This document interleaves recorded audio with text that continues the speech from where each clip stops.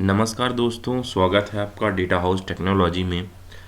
अगर आपकी कोई स्पेयर पार्ट्स की शॉप है, स्पेयर पार्ट्स की शॉप मतलब कि ऐसी शॉप जहाँ पे आप गाड़ियों को सामान सेल करते हैं या कि भी किसी तरह के पार्ट्स को सेल करते हैं आप, चाहे वो इंडस्ट्रियल मटेरियल हो या किसी तरह का कोई जेसीबी के पार्ट्स हो या फोर व्हीलर्स के पार्ट हो, टू व्हीलर के पार्ट हो, मतलब किसी भी तरह के पार्ट्स हो। अगर आप सेल करते हैं उसका, चाहे होलसेल शॉप हो या रिटेल शॉप हो, तो इस वीडियो में मैं बताने वाला हूं कि किस तरह से स्पीड प्लस 9 जो सॉफ्टवेयर है उस पे आप अपने बिजनेस से रिलेटेड सारी चीज़ें मेंटेन कर सकते हैं। जैसे कि आपका स्टॉक है, पार्टी का लेजर है, बैलेंस है, कोटेशन है, एस्टीमेट है, चेक प्रिंटिंग है, पेमेंट के एक्सपेंसेस हैं कि किसको कितना पैसा दिया, या कि फिर आइटम वाइज सेल है, बैंक एंट्री है, मतलब एवरीथिंग अबाउट योर बिजनेस आप सारी चीज़ें इसमें एंटर कर सकते हो। और साथ में अच्छे से प्रॉपरली आपकी जीएसटी रिपोर्ट बन जाती है, बैलेंस शीट बन जाती है, आपकी अकाउंटिंग हो जाती है। एक बहुत ही शानदार ज़बरदस्त सॉफ्टवेयर लेके आया हूँ, देख के आपको बिल्कुल बहुत मज़ा आने वाला है। तो बने रहिए इस वीडियो के साथ, साथ ही साथ इस चैनल को सब्सक्राइब करिए और हमें अपने कमेंट द्वारा अपने सुझाव ज़रूर बताइए कि आपके बिजनेस में आपको क्या दिक्कत आ रही है, क्या परेशानी आ रही है, जिसको हम सॉल्व कर सकें। तो चलिए शुरू करते हैं। सबसे पहले हम स्पीड प्लस 9 सॉफ्टवेयर डाउनलोड कर लेंगे। डाउनलोड के लिए मैं नीचे डिस्क्रिप्शन में वीडियो लिंक दे रहा हूँ, वहाँ से आप वीडियो लिंक देख के डाउनलोड कर सकते हो, और डायरेक्ट लिंक भी दे रहा हूँ जिसमें से डायरेक्ट क्लिक करके आप सेटअप डाउनलोड कर सकते हो। ठीक है। सॉफ्टवेयर इंस्टॉल करने के बाद कुछ इस तरह की विंडो आएगी और डेस्कटॉप पे आपको एक आइकॉन आ जाएगा स्पीड प्लस 9 के नाम से। यहाँ पे आप डबल क्लिक करोगे, आपका सॉफ्टवेयर ओपन हो जाएगा। यहाँ पे हमने सॉफ्टवेयर में कुछ सेटिंग की है, अगर बाद में जब फाइनलाइज करेंगे तो यहाँ पे हम लैंग्वेज सेटिंग डाल देंगे। लैंग्वेज पैक का मतलब क्या होता है कि जैसे आपका सॉफ्टवेयर में किस चीज़ का क्या नाम हो, वो भी इस सॉफ्टवेयर के अंदर सेट किया जा सकता है। कि मतलब एस्टीमेट हमारा लिखा हो ऑप्शन, या फिर हमने जो सेल लिखा है वहाँ पे बिल लिख के आए कि बिल बनाने के लिए न्यू बिल के लिए आए ऑप्शन, है ना। तो इस तरीके से सारी चीज़ें सेट की जा सकती हैं। बहुत ही बढ़िया स्क्रीन है, वाइट स्क्रीन है, पूरा दिन बैठे रहोगे तब भी आपको सिर में दर्द नहीं होगा। फॉन्ट बड़े हैं, मतलब ऐसे लोग जिनको देखने में थोड़ी दिक्कत भी होती है, परेशानी होती थी कि भैया छोटे छोटे सॉफ्टवेयर में फॉन्ट आते हैं, तो उनके लिए तो बहुत ही मज़ेदार सॉफ्टवेयर होने वाला है ये, कि आप सारे काम कर सकते हो बिना आपको स्ट्रेस लिए। ठीक है। साथ में ऑटो बैकअप सिस्टम है। जैसे आप सेट डेटाबेस पाथ में जाते हो तो इनेबल ऑटो बैकअप, मतलब आप अपना बैकअप एक्सटर्नल गूगल ड्राइव में, पेन ड्राइव में कहीं भी सेट कर सकते हो। साथ में ईमेल बैकअप भी है, मतलब मेल पे भी आपका बैकअप जाए, इस तरह से भी सेट कर सकते हो आप। ठीक है। और इसका जो डेटा साइज है, कई लोग पूछते हैं भैया कितने जीबी में चलेगा, तो ये 1 जीबी के अंदर पूरा सॉफ्टवेयर डेटा के साथ 10 साल तक चलता रहेगा, आपका डेटा साइज बढ़ने वाला नहीं है ना। तो आराम से बढ़िया, बहुत कम स्पेस में बहुत अच्छे से चलता है सॉफ्टवेयर। ठीक है। इसके अलावा यह मल्टी कंपनी सॉफ्टवेयर, मतलब 2 3 4 जितनी चाहो उतनी आप फर्म बना सकते हो। आपको फर्म बनाने का कोई दिक्कत नहीं है, आप बना सकते हो उस पर। ठीक है। साथ में कभी भी बैकअप ले सकते हो, ईयर चेंज भी खुद कर सकते हो। ईयर चेंज के लिए कंपनी में या कस्टमर सपोर्ट लेने की जरूरत नहीं है, खुद भी चेंज फाइनेंशियल कर सकते हो। तो ये वीडियो थोड़ा सा बड़ा होगा, बट हम इसमें फुल डिटेल कवर कर रहे हैं, सॉफ्टवेयर की फुल ट्रेनिंग कवर कर रहे हैं कि स्पेयर पार्ट शॉप में अपना सॉफ्टवेयर चलता कैसे और क्या क्या ऑप्शन कहाँ से होंगे। ठीक है। तो हम सबसे पहले इसमें क्लिक करते हैं। अब कई लोगों का क्वेश्चन होता है कि सर हमारे यहाँ ऑपरेटर बैठता है तो हम चाहते हैं कि वो बिल डिलीट ना कर सके। तो बिल्कुल आप ऐसे यूजर बना सकते हो जो ऑपरेटर की पावर रखें और वो बिल डिलीट ना कर पाएँ। तो वो कहाँ से होगा, पहला पॉइंट मैं क्लियर कर रहा हूँ आपको। यहाँ सेटिंग में आप जाओगे और यहाँ पे आपको मिलेगा यूजर मैनेजमेंट। यहाँ यूजर मैनेजमेंट में जाना है, यूजर का नाम लिखना है। जैसे मान लीजिए मैंने लिख दिया रवि, और दूसरा मैंने लिखा पासवर्ड, इसकी की तरह फुल नेम, ये सारी चीज़ें भर के, है ना, और सारी चीज़ें हम डाल देंगे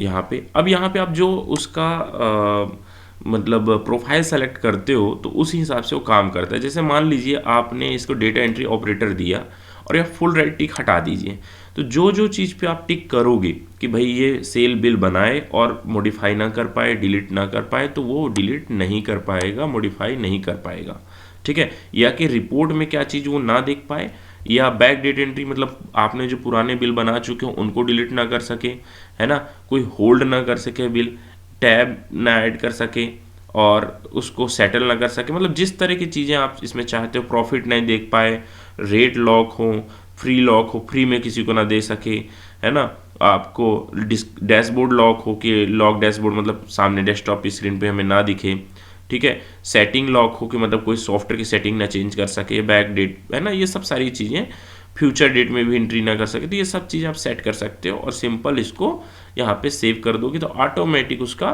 सेट हो जाएगा, वो आगे कभी बैक डेट या फ्यूचर डेट में सेव नहीं, एंट्री नहीं करेगा, है ना। तो ये ऑपरेटर को आप पावर दे सकते हो, ठीक है। अब अगला स्टेप क्या होता है, जैसे ही सॉफ्टवेयर चालू करते हो तो ये खुल जाता है, ये ब्लैंक स्क्रीन खुलेगी, यहाँ मतलब बिल वगैरह नहीं रहेंगे आपके, है ना। जब बिल एंट्री कर दोगे तब ये सारी चीज़ें दिखने लगती हैं ऑटोमेटिक। तो देखिए सबसे अच्छी बात इस डैशबोर्ड की क्या है कि यहाँ पे आपको जो भी डेली का काम है, जैसे सेल करते हैं, परचेज करते हैं, रिसिप्ट करते हैं, पेमेंट करते हैं, आइटम बनाते हैं, अकाउंट बनाते हैं, सब कुछ सामने दिख रहा है। मतलब यहाँ अंदर छुप छुप के जाने की जरूरत नहीं है कि यहाँ पे क्लिक करो, यहाँ पे क्लिक करो, यहाँ पे क्लिक करो, है ना। आपको बिल बनाना है, न्यू में क्लिक करो, सीधे बिल बन जाएगा। आइटम बनाना है, न्यू में क्लिक करो, आइटम बन जाएगा। अकाउंट बनाना है, न्यू में क्लिक करो, अकाउंट बन जाएगा, है ना। तो कहने की बात यह है कि आसानी से आप सारी चीज़ें बना सकते हो। अब यहाँ पे हम सबसे पहले आते हैं तो हम ये समझते हैं कि स्पेयर पार्ट्स में आइटम कैसे बनाना है। तो यहाँ पे आइटम बनाने के लिए हम पहले कोई आइटम देख लेते हैं कि आइटम बना कैसे है। तो यहाँ व्यू लिस्ट में क्लिक करेंगे। ये डेटाबेस अगर आपको चाहिए तो हम डेमो के लिए आपको ये डेटाबेस दे सकते हैं जिसमें आप प्रैक्टिकल करके भी देख सकते हो कि कैसे क्या चलता है, क्या क्या चीज़ें हैं। अब ये देखो इसमें आइटम है कितने, 49,912 आइटम है, ठीक है, मतलब लगभग 50,000 के बराबर हैं। और यहाँ पे आपको इतने सारे आइटम होने के बावजूद भी जब आप व्यू लिस्ट करते हो तो देखो कितनी जल्दी आपका ये स्क्रीन आता है, आपको लोड नहीं लेता है कि आइटम लोड ले रहा है। जहाँ पे बाकी सॉफ्टवेयर बैठ जाते हैं वहाँ पे सॉफ्टवेयर खटाक से आपको सामने आइटम लिस्ट और बाकी सारी चीज़ें दे देता है। यहाँ पे हमने क्या है, थोड़ी सी सेटिंग करनी होती है। जो लोगों के सॉफ्टवेयर में सेटिंग नहीं है, फर्स्ट टाइम डेमो लेना चाहते हैं, तो उनमें यहाँ पे हमने कुछ छोटी छोटी सेटिंग की है। जैसे कि यहाँ पे हमने ये रैक चालू किया है, सब आइटम मास्टर में जाके हमने part number, vehicle, remark 1, remark 2, remark 3 चालू किया है और अप्लाई किया है। तो ये करने से आपका क्या है, आइटम मास्टर में ये सब चीज़ें आने लगती हैं। और एक चीज़ और चालू कर सकते हो, अगर आपको अगर स्टॉक मेंटेन करना है कि इससे कम ना हो। जैसे कई लोग बोलते हैं कि भैया हमारे पास 10 पीस, कम से कम 10 पीस होना ही चाहिए, अधिकतम 50 पीस हो, और जैसे ही 20 पीस हो हमारे पास रीऑर्डर के लिए मैसेज आ जाए, मतलब हम दोबारा ऑर्डर कर सकें कि भैया और माल भेज दो। तो इसको कहते हैं रीऑर्डर मैनेजमेंट। तो ये भी ऑप्शन अगर किसी को चाहिए तो वो डाल सकते हैं, इस पर अटैच चालू कर सकते हैं, ठीक है। तो हम जब आइटम बनाते हैं तो देखिए स्पेयर पार्ट्स में हमें क्या करना है, सबसे पहले यहाँ पे देखिए आइटम नेम आएगा। आइटम नेम मतलब जब बिल में जिसका नाम लिखते हो कि आइटम का नाम हमारा यह है, आइटम का नाम यहाँ डाल देना है। अब कई लोगों के पास क्वेश्चन होगा कि भैया हमारे पास तो इतनी आइटम लिस्ट है, मैं कैसे डालूंगा। तो देखिए दो तरीके हैं। आप जब कंपनी से जो आपका डिस्ट्रीब्यूटर होगा, डीलर होगा, वो प्राइस लिस्ट देता है, तो प्राइस लिस्ट आप एक्सेल में मंगा लीजिए, हम उसको सॉफ्टवेयर में डायरेक्टली इंपोर्ट कर देंगे, ठीक है। दूसरा इस पे कि आपके पास जो हमारे पास लिस्ट है वो मैक्सिमम आइटम की है लिस्ट, अगर आपको नए बनाना है तो आप बना दे सकते हो, धीरे धीरे बनाते जाओगे, अपने आप बिलिंग में ऐड होते जाएंगे, ठीक है। अब तो सबसे पहले यहाँ आइटम नाम लिख देना है। यहाँ पे पार्ट नंबर, पार्ट नंबर क्या होता है, जैसे स्पेयर पार्ट्स में कुछ चीज़ों को उसने पार्ट नंबर दिया हुआ है, मतलब कि हम कैसे पहचाने कि उसका क्या है। तो उसमें जनरली जब कंपनी कोई प्रोडक्ट रिलीज करती है तो उसके साथ एक पार्ट नंबर भी रिलीज करती है कि ये पार्ट नंबर बोलोगे तो हम पहचान जाएंगे, तो पार्ट नंबर यहाँ डाल देना है। HSN नंबर, HSN कोड, जो GST का काम करते हैं, GST इनवाइसिंग करना है जिनको, तो HSN कंपलसरी होता है, HSN नंबर डाल देना है। अगर नहीं पता है तो अपने आप अकाउंटेंट से या जो परचेज का बिल किया उसमें लिखा रहता है कि किस आइटम का HSN कोड क्या है, वो आप उस हिसाब से डाल सकते हो। यहाँ पे आपका आइटम का जीएसटी आता है कि भई मुझे 18% लेना है कि 12% लेना है, जो भी जीएसटी परसेंटेज है वो ले लीजिए। यहाँ पे हमने बहुत अच्छी काम की चीज़ रखी है, देखिए डिस्काउंट परसेंटेज। आपका जिस आइटम में जितने परसेंट डिस्काउंट है आपको खाली यहाँ पे बना लेना है कि भैया मेरा 0.4% डिस्काउंट है, 0.5% डिस्काउंट है, 0.10% है, जितने परसेंट डिस्काउंट है आप बना लीजिए। ठीक है, ये ग्रुप क्या हो गया। अब ग्रुप क्या हो गया कि ये बैटरी है कि टू व्हीलर का कोई इंजन पार्ट है या बाहरी का कोई पार्ट है, मतलब जिस तरह से अपने प्रोडक्ट को, ऑयल है, इंजन ऑयल है, जिस तरह से अपने प्रोडक्ट को कैटेगराइज करना है आप यहाँ पे क्रिएट कर सकते हो। प्लस करके यहाँ पे सिंपल बना लीजिए अपने आइटम को, ग्रुप को, नाम को बना लीजिए। तो क्या होगा, बाद में कभी देखना होगा कि किस ग्रुप का माल ज़्यादा बिका है, तो आपको एनालिसिस करने में आसानी होगी। यहाँ पे रैक नंबर है, ये आइटम कहाँ पे रखा हुआ है एग्जैक्टली वो आप रैक नंबर यहाँ डाल सकते हो। ठीक है, कि मेरा ये पहली अलमारी में, मतलब अलमारी नंबर 1 में है ना, A1 वाली अलमारी में, और रैक नंबर 1 में रखा हुआ है। जो भी आप अपने यहाँ में रैक में मार्किंग करना चाहो, जिससे नया लड़का भी कभी आए तो उसको माल निकालने में दिक्कत ना हो। मतलब जैसे आपने खटाखट यहाँ से सेल्स ऑर्डर या इनवॉइस बनाई, उसके बाजू में आप चाहो तो रैक नंबर भी प्रिंट करा सकते हो कि भैया जाओ तुम ये माल यहाँ यहाँ रखा है निकाल के लेके आओ, है ना। तो आपका कोई कभी लड़का छोड़ता भी है तो आपको दिक्कत नहीं होने वाली कि नहीं यार मैं कैसे अब काम करूँगा, है ना। ठीक है, तो यहाँ पे यूनिट हो गई। मिनिमम क्वांटिटी क्या हो गया कि मतलब भैया इससे कम नहीं आना है, और मैक्सिमम क्वांटिटी जैसे मैंने बोला कि 10 से कम नहीं होना चाहिए। मैक्सिमम हो गया कितनी, 50 से ज़्यादा कम नहीं होना चाहिए। रीऑर्डर कितने को, 20 में मेरे पास वापस माल आ जाना चाहिए। ये हमने अटैच कर दिया। अब यहाँ पे कई लोग बोलते हैं कि फ़ोटो, यहाँ पे हमें यार आइटम कुछ ऐसे पार्ट्स होते हैं जिनके हमें फ़ोटो चाहिए, तो आप यहाँ पे डबल क्लिक करके फ़ोटो अटैच कर सकते हो कि आप इसमें कैसा दिखता है आपका आइटम, है ना। मतलब कोई अगर स्पेशल पार्ट है या महंगा पार्ट है जिसकी आपको इमेज भी रखना है, तो आप यहाँ से आप इमेज भी अटैच कर सकते हो। जो भी आप इमेज चाहो वो इस पर लगा सकते हो। जैसे मैंने अभी ये कोई स्पेयर पार्ट्स है तो ये लगा दिया कुछ ऐसे। तो देखिए इस तरह की इमेज आप लगा सकते हो, कोई दिक्कत वाली बात नहीं है। ठीक है, अब आते हैं, जब हमने यहाँ पे मेंटेन पार्ट नंबर पे टिक किया तो ये लाइन आती है। तो यहाँ पे पार्ट नंबर डाल देंगे, व्हीकल नंबर डाल देंगे। रिमार्क 1 में आप उसका कुछ भी लिखना चाहो कि ओरिजिनल आइटम है, डुप्लीकेट आइटम है, फर्स्ट कॉपी है, सेकेंड कॉपी है, कुछ भी लिखना चाहो लिख सकते हो। रिमार्क 2 में भी इसी तरह लिख सकते हो। हमने बेसिकली यहाँ पे लिख दिया है कि ये किस तरह का होल्डर है, क्या है, आइटम डिस्क्रिप्शन ही को कैटेगराइज कर दिया अलग अलग। और सेल प्राइस क्या होता है, सेल प्राइस हम कोई चीज़ जैसे मान लीजिए खरीदते हैं तो बंदा बोलता है कि भैया 300 रुपये की चीज़ है, मतलब पैकेट के ऊपर कितना लिखा है आपका 300 रुपये, और मैं दे कितने का रहा हूँ, मतलब मैं आपको दे रहा हूँ भैया ये 200 रुपये में दे दूंगा। तो 200 रुपये क्या हुआ, सेल प्राइस हुआ, और एमआरपी कितनी हो गई 300। एमआरपी का मतलब होता है मैक्सिमम रिटेल प्राइस, मतलब इससे ज़्यादा नहीं बेचने का, डब्बे का उस पर रेट लिखा हुआ है तो वो यहाँ पे ऐसे डाल देना है। अब परचेज प्राइस डाल देना है। अगर आपकी रिटेल शॉप चाहते हो कि उसमें बारकोडिंग सिस्टम हो तो बारकोड भी यहाँ पे आप आइटम का डाल सकते हो, और नहीं डालोगे तो बारकोड ऑटोमेटिक जनरेट कर जाएगा। इसको बाद में आप आइटम को प्रिंट करके और फिर इसका बारकोड भी जनरेट करके आइटम पे चिपका सकते हो। चलिए मैं वो भी अभी दिखा देता हूँ, है ना। तो इस तरीके से हमने सारी चीज़ें भर दी हैं और सिंपल हम सेव कर देंगे, अपडेट कर देंगे, मतलब अपना आइटम बना लेंगे। आइटम में हमारे पास 2 ऑप्शन और मिलते हैं कि हम आइटम का क्यूआर कोड भी बना सकते हैं, हम आइटम का जो है बार कोड भी बना सकते हैं। मतलब दोनों ऑप्शन हम हमारे इसमें सॉफ्टवेयर में अवेलेबल हैं। हम इसमें चलिए बना लेते हैं पहले 3x-HL का। तो हम यहाँ पे पहले लिखेंगे, आइटम का नाम लिख देंगे जिससे हमें फटाफट वो मिल जाए, और ओके करेंगे तो जो भी आइटम होंगे लिस्ट वो हमारे पास आ जाएगी।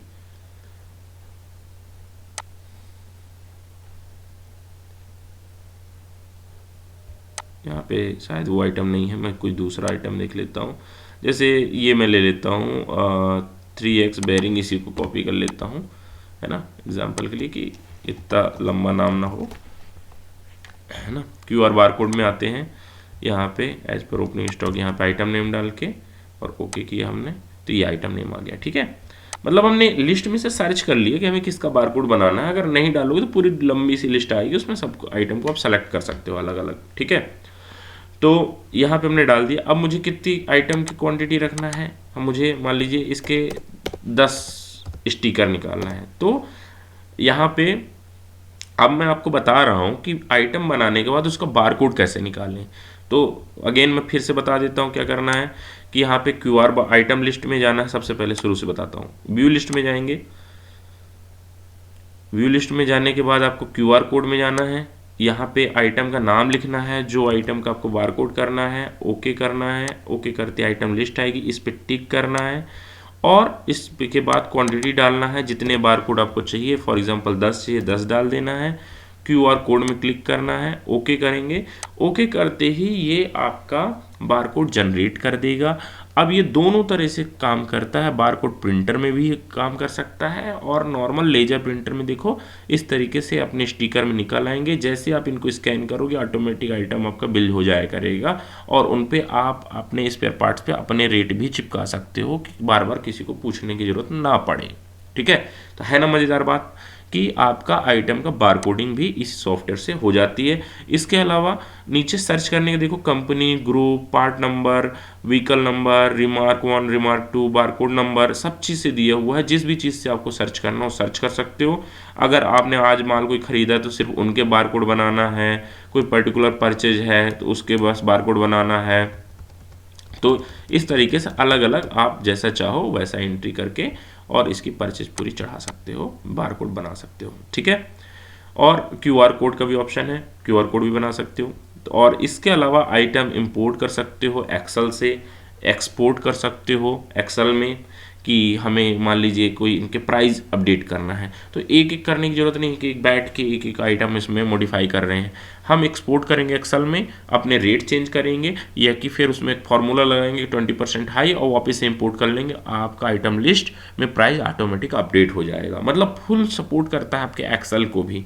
ठीक है, और इसके अलावा यहाँ पे आपको नया बनाने के लिए ऑप्शन है, पूरी लिस्ट को आप प्रिंट भी कर सकते हो। तो ये सारे ऑप्शन आपको मिलते हैं यहीं पे। आप देखो व्यू कर सकते हो, कॉपी कर सकते हो, इसी आइटम को डिलीट, एडिट सब कुछ कर सकते हो। ठीक है, तो ये हो गई अपनी आइटम रिलेटेड सारी चीज़ें। ठीक है, तो यहाँ पे मेरे हिसाब से कोई डाउट नहीं होगा। अगर आपको कोई क्वेरी आती है तो आप मुझे कमेंट में ज़रूर बताइए और जितने सारे क्वेश्चन हैं आपके इस सॉफ्टवेयर से रिलेटेड कर वो मुझे एक बार कमेंट में ज़रूर लिखिए, मैं आपको ज़रूर रिप्लाई करूँगा। स्क्रीन में मेरे नंबर भी चल रहा है, उस नंबर पे भी आप मुझे व्हाट्सअप कर सकते हो, कॉल कर सकते हो। ठीक है, हमारा ऑफिस 11 बजे से 7 बजे तक खुला रहता है, संडे ऑफ रहता है। और मेरा जो ऑफिस है वो MP में, मध्य प्रदेश में जबलपुर में है। ठीक है, तो हमने ये आइटम वाली प्रोसेस पूरी सीख ली है। अब हम चलते हैं परचेज के लिए। तो परचेज में दोस्तों दो तरीके होते हैं। एक तो तरीका है कि आप इन्वेंट्री वाइज परचेस करें, बट कई लोग बोलते हैं कि यार हमारे पास इतने आइटम हैं, एक एक बिल में 60-60, 70-70 चीज़ें आती हैं, मेरे पास ऑपरेटर नहीं है, मैं कैसे इसको मेंटेन करूं, मैं नहीं एंट्री करना चाहता। ठीक है, मत करिए, कोई दिक्कत नहीं है। तो हमने उनके लिए दिया है कि जिनको आइटम नहीं चढ़ाना उनको एक यहाँ पे हमने दिया है टैक्स वाउचर। मतलब सीधा जाइए यहाँ पे न्यू करिए, न्यू करने के बाद इंटर करिए, क्या है परचेस सेलेक्ट करिए, क्रेडिट में आया कि कैश में सेलेक्ट करिए, पार्टी का नाम सेलेक्ट करिए जहाँ से आया, जैसे अमन ऑटो पार्ट मान लेते हैं, परचेस सेलेक्ट करिए, परचेस सेलेक्ट करिए और बिल नंबर डालिए, जो भी आपको बिल नंबर आया है ना। अब 18% का माल आया, हमारे पास जितनी भी टैक्सेबल वैल्यू का माल आया वो डालिए। ऑटोमेटिक अमन ऑटो पार्ट्स का ये क्या करेगा, उतने का लेजर में एंट्री कर देगा।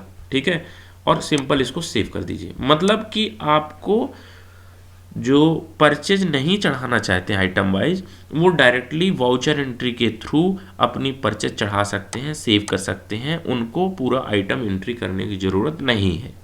बट इससे एक नुकसान होगा। क्या नुकसान होगा कि स्टॉक मेंटेन नहीं कर सकोगे आप, है ना। अगर आपको ये लगता है कि यार ये वाले मुझे आइटम के स्टॉक मेंटेन करना है, ये वाले आइटम के स्टॉक मेंटेन नहीं करना है, तो आप स्टॉक मेंटेन नहीं कर पाओगे। ठीक है, तो ये हमारी परचेज की एंट्री सेव हो गई। ठीक है, ये परचेज दिखने लगा और ये पूरा GST रिपोर्ट सब कुछ में जाएगा, GSTR2, इनपुट टैक्स 3B सभी में आपको डिस्प्ले करेगा। आप यहाँ से सब चीज़ें चेक कर सकते हो, देख सकते हो। ठीक है, अब दूसरी चीज़ क्या होगी कि भैया चलो एक और ने बोला कि भैया हमारे पास एक्सेल में आइटम लिस्ट है, तो इस सॉफ्टवेयर में परचेज जो है वो एक्सेल से इंपोर्ट की जा सकती है। ठीक है, ये भी दूसरी दूसरी बात हो गई। अब तीसरा रास्ता सिर्फ एक ही बचता है, क्या कि हम आइटम का परचेज एंट्री करें बैठ के, मतलब जो अभी तक ट्रेडिशनल तरीका चलता आ रहा है। मतलब मैं एक तो एक्सेल वाला भी ऑप्शन बता दे रहा हूँ आपको कि इंपोर्ट में जाके यहाँ से आप अपना टेम्पलेट बना सकते हो, कॉमन टेम्पलेट की जगह न्यू टेम्पलेट बना लीजिए और प्लस करके यहाँ पे एक्सेल के टेम्पलेट में नाम लेके और उसमें कौन से कॉलम में क्या है वो सब सेट कर सकते हो कि ए कॉलम में ये, बी कॉलम में ये। ठीक है, तो जब हम नेक्स्ट टाइम परचेज इंपोर्ट करेंगे तो ऑटोमेटिक वो सब सारी चीज़ें रहेगी और हम इसमें इंपोर्ट कर सकते हैं कि आइटम नेम इस कॉलम में, आइटम कंपनी इस कॉलम में, तो हमें इंपोर्ट करने में दिक्कत नहीं होगी। डायरेक्टली एक्सेल से आप परचेज के बिल इसमें इंपोर्ट कर सकते हो। ठीक है, अब अगली बात क्या होगी, हमें मैनुअली परचेज एंट्री करनी पड़ेगी। अगर हम परचेज करना चाहते हैं तो हमें परचेज करनी पड़ेगी। मतलब कि परचेज कितने हो गए, तीन तरह से परचेज हो गया। एक तो हो गया जीएसटी वाउचर के थ्रू, मतलब हमें आइटम एंट्री नहीं करना है। दूसरा हो गया एक्सेल से इंपोर्ट करने का। तीसरा जो ट्रेडिशनल तरीका पहले से चलता आ रहा है, जो हम लोग एंट्री करते हैं पहले से, कि यहाँ पे डेट डालते हैं फिर आइटम लेते हैं एंट्री करते हैं, तो वो मैं करके दिखाता हूँ आपको। हम परचेज में जाएंगे, न्यू में क्लिक करेंगे। न्यू में क्लिक करने के बाद यहाँ पे डेट आएगी। ये डेट क्या होती है, जो परचेज का जो बिल में डेट है, हम जिस दिन चढ़ा रहे हैं वो वाली डेट नहीं, जो बिल में डेट लिखी होती है हमें वो डेट यहाँ पे डालनी है। फॉर एग्जांपल मेरे पास 28 को बिल आया तो मैंने 28/12/22 को हमने एंट्री कर दी, एंटर।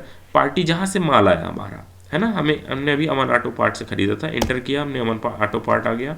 यहाँ पे हम बिल नंबर डाल देंगे, एंटर करेंगे, एंटर करेंगे, एंटर करेंगे।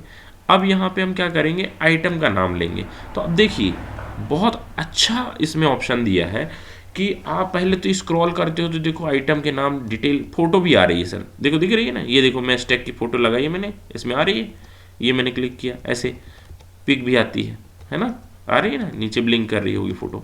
और साथ ही साथ क्या क्या दिखा रहा है, पार्ट नंबर दिखा रहा है, व्हीकल दिखा रहा है, रिमार्क है, रिमार्क 2 है, कौन सी गाड़ी में लगता है, क्या है, सब चीज़ें आ रही हैं आपको। सेल प्राइस कितना है, एमआरपी कितना है, स्टॉक कितना है, जीएसटी कितनी है, एचएसएन कितना, मतलब आइटम की फुल डिटेल आपको यहाँ पे मिल रही है। सिंपल क्लिक करते जा रहे हो और आइटम का स्टॉक भी आपको डिस्प्ले होता जा रहा है। ठीक है, तो ये तो हो गई डिस्प्ले वाली बात। बट कई लोग बोलते हैं कि भैया मुझे पार्ट नंबर भी से सर्च करना है, आइटम नेम से भी सर्च करना है, बारकोड नंबर से भी सर्च करना है, तो मैं कैसे कर पाऊंगा कि नहीं कर पाऊंगा? बिल्कुल करोगे आप इस पे। तो क्या करोगे, अगर मुझे सिंपल यहाँ पे लिखना है पार्ट नंबर, तो मैं यहाँ पे क्या करूँगा, 3 आइटम नेम लिखूंगा, जैसे 3X-DI-G लिखा मैंने तो ये आ गया। ठीक है, तो यहाँ से मैं आइटम चूज़ कर लूँगा, ये मैंने चूज़ कर लिया आइटम। अब क्वांटिटी डालूंगा, जितने पीस है 10 पीस मुझे परचेज आई, 10 पीस डाल दिया मैंने। जिस रेट पे आई डाल दिया मैंने यहाँ पे कि मुझे ये 400 रुपये से पे आई तो 400 डाल दिया। डिस्काउंट आया 10% डिस्काउंट डाल दिया मैंने, इंटर कर दिया। ठीक है, एक तरीका ये हो गया। दूसरा तरीका, पार्ट नंबर बस मुझे पता है तो मैं यहाँ पे जाऊँगा और सिर्फ पार्ट नंबर डालूंगा कि 0160 नंबर का जो पार्ट है वो आ जाए। तो ये डाला मैंने, इंटर प्रेस किया, ये अपना पार्ट नंबर डालते ही आपकी क्वांटिटी आ गई। आप क्वांटिटी डालिए 20 क्वांटिटी, इंटर करें, इंटर करें, डिस्काउंट डालिए 5% 15% जितना भी आया और यहाँ पे इंटर किए। 2 तरीके हो गए। तीसरा तरीका क्या है कि बारकोड, आइटम में अगर बारकोड है और आइटम के अंदर आपने बारकोड फीड किया है तो सिंपल आप बारकोड नंबर डाल दीजिए, जैसे मैं डाल रहा हूँ 1000 है ना, 10 ये। तो जैसे मैंने बारकोड नंबर डाल के एंटर किया तो जो भी बारकोड का आइटम होगा तो वो आ जाएगा। ठीक है, तो तीनों तरीके से इस सॉफ्टवेयर में आइटम ऐड कर सकते हैं। इसके अलावा एक क्वेश्चन और आता है कि भाई मुझे ना पार्ट नंबर पता है ना मुझे आइटम नेम पूरा अच्छे से पता है, तो अब मैं कैसे सर्च करूं? तो अगर आप परसेंटेज टाइप करते हो और 20 का भी लिखते हो, जैसे मुझे देखो फिल्टर जाली सफारी सर्च करना है तो मैं सिर्फ सफारी लिखता हूँ या जाली लिखता हूँ, तो जिस जिस प्रोडक्ट में जाली लिखा होगा वो आ जाएगा। ठीक है, परसेंटेज पहले टाइप करना है अपने को, फिर लिखना है जाली,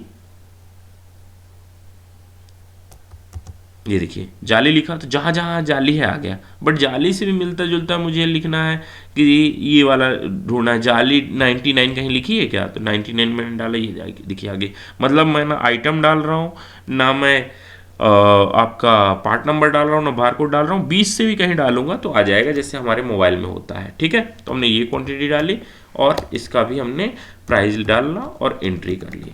ठीक है, तो इस तरीके से हो गया। इसके अलावा बिल में कई लोग बोलते हैं कि भाड़ा जुड़ा है हमारे बिल में, तो चार्जेस में जाके आप फ्रेड जोड़ लोगे।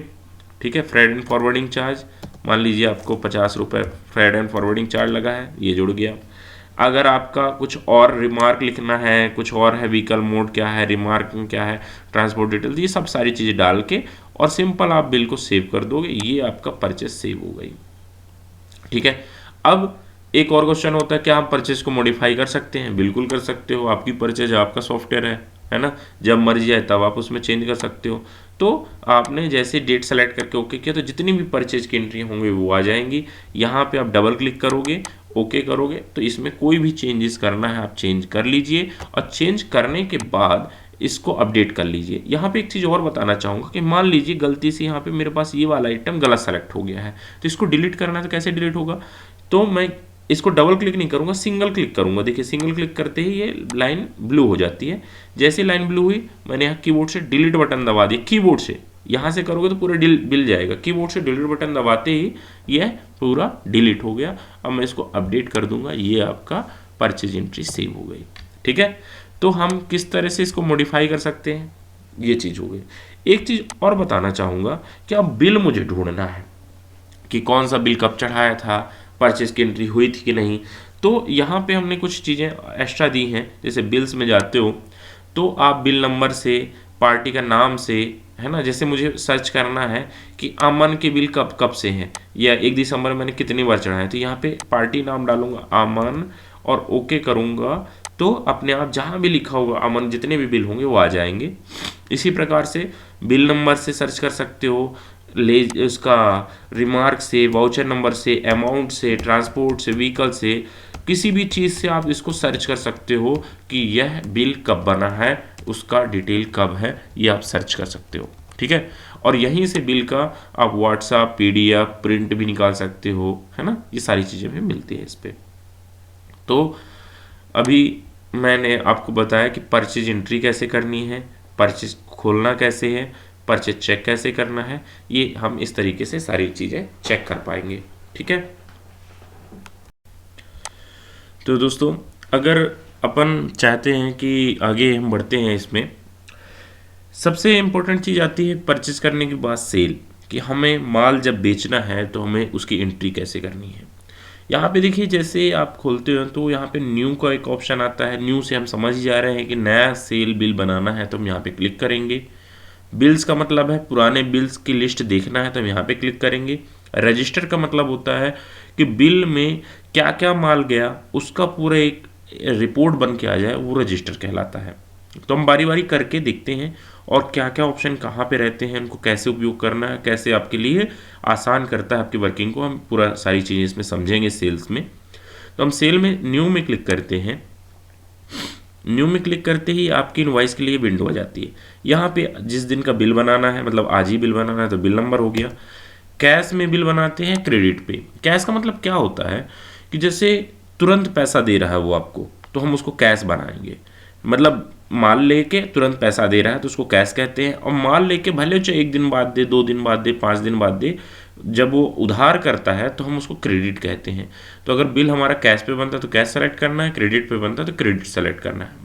यहाँ पे कई लोगों को क्वेश्चन और रहता है, क्या हम कैश पे अकाउंट बनाना हमारे लिए ज़रूरी है? नहीं, कैश पे आपको अकाउंट जरूरी नहीं है। यहाँ पे आप कैश लीजिए, यहाँ पे भी आप कैश लीजिए, तो आपको कोई कस्टमर का नाम बनाना नहीं पड़ेगा। ऑटोमेटिक सॉफ्टवेयर में क्या है, नाम आ जाएगा। उसका ऑप्शन एक बार बस चालू करना होगा। एक बार यहाँ से आप जनरल में जाके, और यहाँ पे है आपका ask customer detail in cash sales, तो इसको ऑन कर दीजिएगा। तो इससे क्या होगा कि जैसे ही आप उसको कैश सेलेक्ट करके बिल बनाओगे तो ऑटोमेटिक कस्टमर के लिए नाम डालने के लिए विंडो आएगी, और वहाँ पे आपका क्या होगा, आपको अकाउंट नहीं क्रिएट करना पड़ेगा। सिर्फ आपको जिनसे क्रेडिट में माल का खरीद रहे हो, क्रेडिट में परचेज कर रहे हो, सेल कर रहे हो, उनका बस अकाउंट बनाना पड़ेगा। तो देखिए मैंने कैश सेलेक्ट किया। मैं आपको एक दोनों इनवॉइस एक एक करके बताऊंगा, कैश सेल कैसे बनाना है और कहाँ पे क्या डालना है, और क्रेडिट सेल कैसे बनाना है, उनके कहाँ पे क्या डालना है। तो कैश में हमने सेलेक्ट किया, इंटर किया, यहाँ पे इंटर किया। अब यहाँ पे क्या, इसका क्या मतलब होता है, इसका मतलब है कि आप यहाँ पे इनवॉइस टाइप बना सकते हो। जैसे आप चाहते हो कि होलसेल की मेरी अलग हो, रिटेल की मेरी अलग हो, या कि फिर मेरे डिस्ट्रीब्यूशन के अलग हो और डिस्काउंट पार्टी के लिए अलग हो, तो ऐसे अलग अलग इनवॉइस टाइप बना सकते हो। इस इनवॉइस टाइप के अंदर ये सेटिंग होती है कि आपका आइटम के अंदर से कौन सा रेट पकड़े, टैक्स लगे या ना लगे, टैक्स इंक्लूडेड लगे या एक्सक्लूडेड लगे, इसका इनवॉइस का नंबर क्या हो, इनवॉइस का सीरीज क्या हो, है ना। तो मतलब कहने की चीज़ है कि हम ये 4 चीज़ों की सेटिंग यहाँ पे मिलती है, मतलब टैक्स से रिलेटेड, इनवॉइस नंबरिंग से रिलेटेड, और कौन सा रेट पिक करता है। तो हम अलग अलग इनवॉइस टाइप बना सकते हैं। जैसे हम इंटर करते हैं तो देखिए ऑटोमेटिक यहाँ पे आपका जो प्रीफिक्स सेट किया हुआ है आपने, वो यहाँ पे आ जाता है ना। ये अंदर जनरल सेटिंग में ये प्रीफिक्स का ऑप्शन होता है, यहाँ सेटिंग में जाते हैं, जनरल सेटिंग में जाके और यहाँ पे आप इसका प्रीफिक्स डाल देंगे। यहाँ पे जो डालोगे वहाँ पे ऑटोमेटिक वो आने लगेगा। ठीक है, थोड़ा थोड़ा मैं बताता भी जा रहा हूँ, ये सिर्फ आपको डेमो के लिए मैं बता रहा हूँ। अगर आपको कहीं दिक्कत लगती है कि नहीं यार कैसे करना है, तो वो मुझसे आप पूछ सकते हो। ठीक है, इंटर करेंगे, इंटर करेंगे, इंटर करते देखिए कस्टमर नेम के लिए ये विंडो आ गई। मतलब यहाँ पे अगर मैं लिख रहा हूँ रवि, तो ये सेव नहीं होगा, बिल में सेव रहेगा, सॉफ्टवेयर के अंदर सेव रहेगा। जब दोबारा बिल खोलोगे तब प्रिंट भी करेगा, नाम भी आएगा, सब कुछ होगा। बट अकाउंट की लिस्ट में, मतलब अगर आपको देखना है कि मेरा किससे कितना बैलेंस बाकी है, तो उस लिस्ट में आपका नाम नहीं आएगा इसका, है ना। ठीक है, मान लीजिए यहाँ पे हम लिख दिया सिटी भोपाल, और इंटर करके जो भी डिटेल और लिखनी है हम डाल सकते हैं, इंटर करेंगे। और यहाँ पे सिंपल आइटम सेलेक्ट करके और हम सेल इनवॉइस बना लेंगे। तो यहाँ पे हमने आइटम सेलेक्ट कर लिया। आइटम में देखिए हमने तीनों चारों चीज़ें हैं। आइटम 3-4 तरीके से सर्च किया जा सकता है। एक तो पहला हम यहाँ पे आइटम सीधे नेम लिखें उसका 3x, तो आइटम का नाम आ जाएगा। मतलब सिंपल आप आइटम के नाम से भी एंट्री कर सकते हो। दूसरा तरीका क्या है कि आप इसके मैं एक करता जाता हूँ और एंट्री करता जाता हूँ। 10 पीस मैंने एंट्री किया इसका। ठीक है, दूसरा तरीका क्या है कि मुझे सिर्फ पार्ट नंबर पता है, तो मैं यहाँ पे पार्ट नंबर डालूंगा, और जैसे मैंने डाला 130, तो यहाँ पे ये आ गया पार्ट नंबर। इसमें से जो मुझे सेलेक्ट करना है तो वो मैंने सेलेक्ट किया, क्वांटिटी डाली हमने और उसकी एंट्री की, वो भी ऑटोमेटिक आ गया। ठीक है, तीसरा मुझे क्या करना है कि वो आइटम सेलेक्ट करना है जो मुझे पता नहीं है कि इस लिस्ट में कहाँ पे है। जैसे मुझे सेलेक्ट करना है होल्डर डैश SPL प्लस, तो मैं क्या करूँगा, परसेंटेज टाइप करूँगा। जैसे क्या इसका बेनिफिट क्या होता है, जैसे कई सारे ऑपरेटर ना गलत नाम बना देते हैं, कुछ नाम बना दिए, तो आप उसको इससे चेक कर पाओगे कि यार आइटम नहीं मिल रहा लिस्ट पे, तो कहीं है तो नहीं, किसी ने गलत स्पेलिंग से गलत उससे बना तो नहीं दिया। तो जैसे मैंने लिखा देखिए होल्डर और स्पेस डैश SPL प्लस, तो ये मैंने लिखा, तो कहीं भी जहाँ पे भी है वो ऑटोमेटिक आ गया। देखिए मगर उसके पहले क्या लिखा था 3x डैश HL, मतलब मुझे ये नहीं पता था, बट होल्डर डैश SPL पता है। तो मैंने जैसे उसको सेलेक्ट किया तो यहाँ पे उसकी देखिए ऊपर पूरी डिटेल आ गई, और जितनी क्वांटिटी मुझे बेचनी है वो मैंने डाल दिया। ठीक है, तो ये डालकर मैंने अब जिसमें डिस्काउंट अगर मुझे देना है तो डिस्काउंट भी दे दूंगा, एंटर करके मैंने सेव कर दिया। ठीक है, तो ये तीनों तरीके से हो गया। एक चौथा तरीका क्या है कि बार कोड नंबर अगर आप डालो, जैसे 10010 मैंने बार कोड नंबर डाला और इंटर प्रेस किया, तो ऑटोमेटिक तब भी आइटम आ जाएगा। मतलब अगर आपने आइटम पे बार कोड चिपका रखे हैं और बार कोड नंबर स्कैन करते हो तो भी आपके आ जाएगा, और क्वांटिटी बस पूछेगा आपसे, आप क्वांटिटी डालिए, इंटर कर दिए। ठीक है, अब यहाँ पे एक और चीज़ होती है कि कई लोग बोलते हैं कि भैया मेरा कुछ आइटम टैक्स इंक्लूडेड मैं रेट देता हूँ, किसी में टैक्स अलग से लगाना चाहता हूँ। तो देखिए बहुत अच्छा इसमें ऑप्शन दिया है कि आप मान लीजिए ये आइटम कुछ सेलेक्ट कर रहे हो, तो अगर आपको बेचना है कि भैया इसको मैं 100 रुपये में बेचूँ, तो यहाँ इंटरनेट अमाउंट आता है, 100 रुपये आप डाल दो, तो ऑटोमेटिक वो टैक्स अलग अलग कर लेगा। अगर आपको लगता है नहीं मुझे 100 प्लस टैक्स देना है, तो इस वाले विंडो में डाल दो 100 प्लस टैक्स, तो ऑटोमेटिक आपका 100 प्लस टैक्स कर देगा वो। ठीक है, तो मतलब जैसा आप चाहो वैसा इसमें सेट कर सकते हो, आपको वो दिक्कत नहीं है। F3 दबा के आप उसमें नेट प्राइस भी चेंज कर सकते हो, कि आप चेंज कर लो कि कितने रुपए में इसको डालना है। तो दोनों तरीके से हो जाता है। ठीक है, अब इस बिल में अगर आपको भाड़ा जोड़ना है, भाड़ा मतलब फ्राइड जोड़ना है, तो यहाँ पे आप फ्राइड जोड़ सकते हो कि मान लीजिए मुझे 200 रुपये जोड़ना है तो 200 रुपये जोड़ दिया। अगर आपको इसमें लेबर वगैरह कोई अलग चार्ज या डिस्काउंट कुछ भी और जोड़ना है जोड़ सकते हो। नरेशन लिखना, नरेशन लिख दीजिए, नेट बिल, है ना। तो यहाँ पे अलग अलग डिटेल डाल के हम सब कुछ भर देते हैं और सिंपल सेव कर देते हैं। अब कई लोग पूछते हैं कि क्या इस सॉफ्टवेयर में ई इनवॉइसिंग का फीचर है? हाँ, इस सॉफ्टवेयर में ई इनवॉइसिंग, ई वे बिल, जीएसटी रिटर्न, तीनों चीज बड़े अच्छे तरीके से हो जाती है। आपको हमने जैसे ही इंटर किया ये आपका विंडो आती है। यहाँ पे हमने मल्टीपल फॉर्मेट भी सेट कर सकते हैं। इसका क्या मतलब होता है कि जैसे आपको नॉर्मल इनवॉइस अभी निकालनी है, तो देखो इनवॉइस में हमने क्लिक किया तो ये फॉर्मेट आ गया। ठीक है, ये आपका बिल फॉर्मेट आ गया। अब यहाँ पे कितना बढ़िया बिल फॉर्मेट है। पहले मैं इस बिल फॉर्मेट को थोड़ा एक्सप्लेन करना चाहूँगा। यहाँ पे हमने देखो फर्म डिटेल डाली है, नाम डाला है पार्टी का, supplier detail, phone number, mobile number, ये सब डिटेल आ गई। यहाँ पे क्या देखो आइटम का नाम है। आइटम के नाम के बाद क्या है, उसका व्हीकल, कौन से व्हीकल में काम लगेगा। ये लूना में लगेगा, देखो ये 100 सीसी में लगेगा, ये HHCD में लगेगा, स्प्लेंडर में लगेगा। बिल्कुल मतलब साफ साफ सब लिखा हुआ है बिल में। इससे बेस्ट तरीका और कुछ हो ही नहीं सकता। ठीक है, फिर उसके बाद क्वांटिटी है, रेट है, डिस्काउंट परसेंटेज है, अमाउंट है, आपका CD परसेंटेज हो गया, है ना। मतलब first discount, second discount, CD भी दिया है इसमें, नेट रेट भी दिया है कि नेट रेट कितना है, टोटल भी दिया हुआ है ना। तो इस तरीके से आपकी ये चीज़ें आ गई। अब इस पे अगर आप ये क्या लिखा है, ये क्या लिखा है, ये पूरी कंपनी के ग्रुप का बेसिक टोटल कितना हुआ, और ये इसका 130 इंटू 10 यानी 1300 रुपये इस वाली कंपनी का, मतलब व्हीकल वाइज टोटल आपका आ रहा है। और इसका जो बेस वैल्यू है विदाउट टैक्स कितनी है, यहाँ पे देखिए लिखा है ना 101 रुपये 56 पैसे। तो 101 रुपये 56 पैसे के हिसाब से 10 क्वांटिटी आ गई, मतलब 10 प्लस ये होता है प्लस टैक्स लगता है, फिर ये वैल्यू आती है। ठीक है, टैक्स 18% है ये सब में। ठीक है, तो इस तरीके से देखिए पूरा डिटेल में आ जाता है। नीचे बैंक डिटेल दी गई है, QR कोड दिया गया है, फ्रैट अगर लगाया हमने देखिए फ्रैट भी आ गया, टोटल अमाउंट आ गया, सारा कुछ हो गया, है ना। तो इस तरीके से ये बिल बन जाता है। अब ये इस बिल का अगर हमें PDF निकालना हो तो सिंपल हम यहाँ पे क्लिक करेंगे, ये देखिए एरो के निशान में क्लिक किया, ओके किया।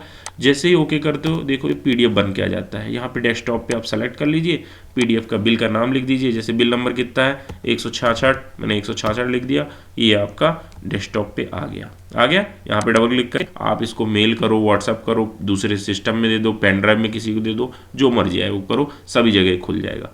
ठीक, अब हमें इस बिल को अगर व्हाट्सअप करना तो यहीं से हम व्हाट्सअप में क्लिक करेंगे, नंबर डाल के ओके करेंगे, व्हाट्सअप हो जाएगा। ऐसे ईमेल करना है, ईमेल में क्लिक करेंगे, ईमेल आईडी डाल के ओके करेंगे, ईमेल चली जाएगी।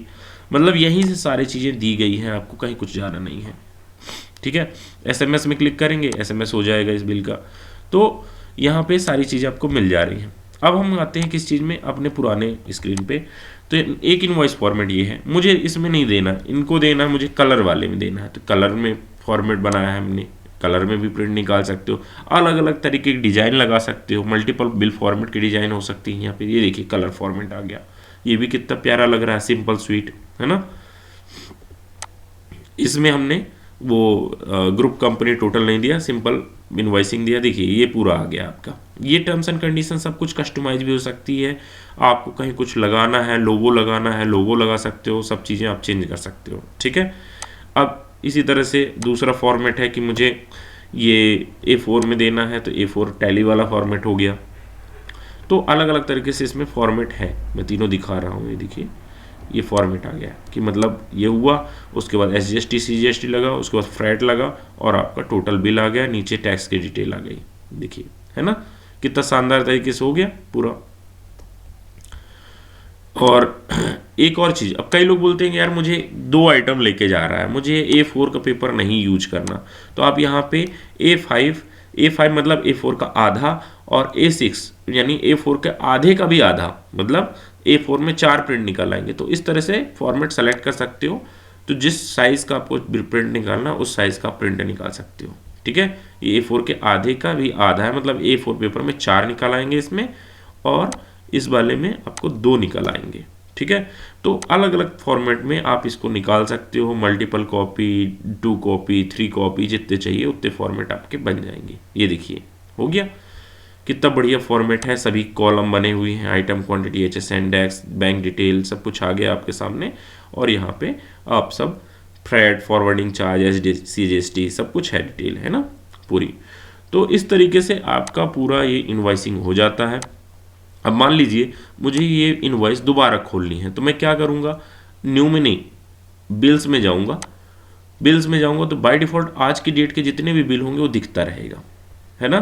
मैं उस बिल के ऊपर डबल क्लिक करूँगा, जो बिल मुझे दोबारा खोलना है उसको डबल क्लिक करूँगा, ये बिल आपका खुल जाएगा, ओपन हो जाएगा। यहाँ पे मुझे और कोई चेंज करना है, चेंज करके अपडेट कर दूंगा, अपडेट हो जाएगा। ठीक है, इस तरीके से इस बिल को दोबारा प्रिंट कर सकते हैं, दोबारा कर सकते हैं, और डिलीट करना तो डिलीट भी कर सकते हैं। और डिलीट के राइट आप सेट करना चाहो तो उन्हें बताया है कि आप अपने यूजर को कंट्रोल दे सकते हो कि किसको डिलीट करना है, किसको नहीं करना है। और जब बिल बनाते हो तो यहीं से ई इनवॉइसिंग का भी ऑप्शन दिया है, जिन लोगों को ई इनवॉइसिंग एप्लीकेबल है वो इसमें से बिल बनाते, मतलब जैसे बिल सेव करते हो तो यहाँ पे ई इनवॉइसिंग का ऑप्शन आता है, वहाँ पे क्लिक करते ही आपका ई इनवॉइसिंग बन जाएगा। ठीक है, तो ई इनवॉइसिंग, ई वे बिल आपका वो भी सॉफ्टवेयर में ऑप्शन फीचर दिया हुआ है। ठीक है, यहाँ पे देखिए ये जनरेट ई इनवॉइसिंग का ऑप्शन है, यहाँ पे क्लिक करके ई इनवॉइसिंग बना सकते हो। ठीक, और अब हम इस लिस्ट की बात करें, अगर मान लीजिए मुझे 1 हफ्ते पहले की, 1 महीने पहले की, तो डेट में चेंज करूंगा, ओके करूंगा, तो जब से मैं देखूंगा कि कब से बिल है मेरे, ओके करूंगा तो पूरे तब वहां से मुझे चेक मिल जाएगा कि कब से बिल इसमें एंट्री पड़े हुए हैं। ठीक है, ये देखिए जैसे मैंने क्लिक किया ये पूरे बिल आ गए आपके सामने। तो ये जैसे अब इसमें देखो स्क्रॉल करते जा रहा हो, आइटम भी अपने आप दिखाता जा रहा है कि किसका क्या आइटम है। ठीक है, तो यहाँ पे सारी चीज़ें, यहीं से आप इसमें पेन के निशान में क्लिक करके बिल को ओपन कर सकते हो या प्रिंट कर सकते हो, बिना बिल के अंदर गए भी आप उसको प्रिंट कर सकते हो। ठीक है, तो इस तरीके से ये चीज़ें हो जाती हैं। अब हमारे पास दूसरा क्वेश्चन है कि भाई हमें क्रेडिट में बिल बनाना है, तो क्रेडिट में बिल बनाना तो कोई बड़ी बात है ही नहीं। देखिए यहाँ पे कैश क्रेडिट अलग अलग दिखा ही रहा है। सिंपल आपको न्यू में जाना है, नया बिल बनाने के लिए। क्रेडिट के लिए यहाँ पे आपको क्रेडिट सेलेक्ट करना है। यहाँ पे देखिए पार्टी की लिस्ट आ रही है, हम नया पार्टी बनाना चाहें तो यहाँ पे प्लस करके पार्टी का नाम बना सकते हैं। पार्टी मतलब कि जिसको हम माल बेच रहे हैं, मान लीजिए मुस्कान ऑटो पार्ट्स बालाघाट, ये मेरी कोई पार्टी का नाम है, मैंने ये डाल देना है, उसका जीएसटी नंबर डाल देना है। अब देखिए यहाँ गलत अगर मैं जीएसटी नंबर डालूंगा तो देखिए रेड हो जाता है, मतलब अगर सही जीएसटी कॉम्बिनेशन डालूंगा तब वो ऑटोमेटिक ब्लैक होगा। ठीक है, एड्रेस डाल दूंगा, सिटी डाल दूंगा, ये सब डाल के, और एड्रेस भी डाल देंगे। जैसे मान लीजिए हमने डाला इसका एड्रेस मेन रोड रांची। और इसमें क्रेडिट बिल बनाते समय तो ये भी किया जा सकता है कि जैसे आप चाहते हो कि 10 दिन के बाद मतलब वो ऑटोमेटिक उसका पैसा बताए कि कितना उसका पैसा बाकी है। ठीक है, कितना उसका वो बाकी है, तो ये सारी चीज़ें इसमें ऑप्शन है, आप यहाँ से चालू कर सकते हो। बर्थडे, मैरिज एनिवर्सरी, आपका maintain bill bye bill balance चालू कर सकते हो, है ना। तो ये ऑप्शन अगर आप चालू कर दोगे तो क्या होगा कि जब आप वो करोगे, आइटम का नाम सेलेक्ट करोगे, तो देखो यहाँ पे बर्थडे पूछेगा, एनिवर्सरी पूछेगा, क्रेडिट कितने दिन की क्रेडिट देना चाहते हैं, तो इसको मान लीजिए मैंने 30 डे डाला, तो 30 दिन के बाद अपने आप वो डेज काउंट करना चालू कर देगा, इतने दिन से बिल पेंडिंग हो गए। ठीक है, मेंटेन बिल बाय बिल में टिक कर देना है और सिंपल इसको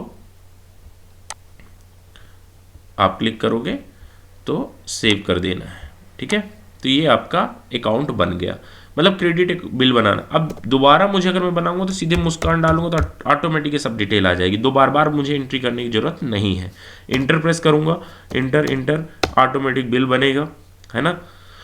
यहाँ पे ड्यू डेट आ गई, देखिए हमने क्या डाल रहे हैं 29/12 और यहाँ पे हमने पार्ट आइटम का नाम लिया, जो भी आइटम हमें लेना है 10 पीस डाला मैंने, 670 हुआ। ये डाल के मैंने 4020 रुपये का ये बिल बन गया, सेव किया, बिल जनरेट हो जाएगा। ओके, यस किया। अब ऑटोमेटिक हम जब लेजर में देखेंगे तो इसका 4020 रुपये बाकी दिखाएगा, बैलेंस दिखाएगा, है ना। मैंने ये प्रीव्यू किया,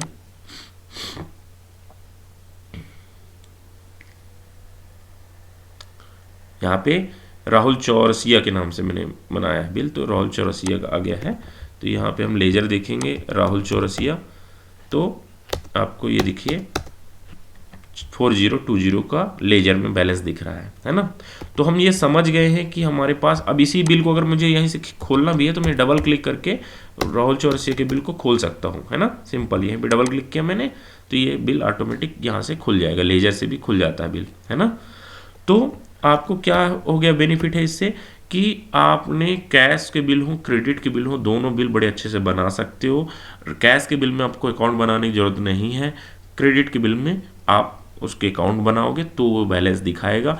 अब इस पे सेल का कोई क्वेरी है, जैसे मुझे सेल रजिस्टर देख मैं क्लिक करता हूँ तो क्या होता है, ओके करता हूँ तो मुझे जितना भी मैंने आज माल बेचा देखो आइटम के साथ पूरी डिटेल आ रही है। साथ में देखो कितने बिल हैं, टोटल 3 बिल हैं, रिकॉर्ड 7 हैं, 62 क्वांटिटी है, बिल अमाउंट इतना है, बेसिक अमाउंट इतना है, डिस्काउंट इतना है, सब कुछ पूरी डिटेल दे रहा है आपको कि आपको क्या चाहिए, है ना। और इस रिपोर्ट को भी अगर आप सेट करना चाहते हो, यहाँ पे डिजाइन का ऑप्शन दिया गया है कि कौन कौन सा कॉलम आपको रखना है, तो वो क्लिक करके आप सेट कर लोगे तो खाली वो कॉलम बस आपको दिखाएगा, बाकी कॉलम नहीं दिखाएगा। जैसे मुझे देखना है कि बिल की लिस्ट में कि item name, party name, mobile number, bill date और बिल अमाउंट इतना चाहिए, ये क्वांटिटी नहीं चाहिए, तो ये यहाँ से इस तरह से हम इसको कस्टमाइज कर सकते हैं, सेट कर सकते हैं। साथ ही साथ यहाँ पे देखिए एक सर्च का ऑप्शन भी दिया गया है कि आप सर्च करके कि भाई हमें सिर्फ भारत ऑटो पार्ट्स का पूरा बिल दिखाए 1 महीने में कि कितने का माल क्या लिया है, तो हम उसका बस देख सकते हैं।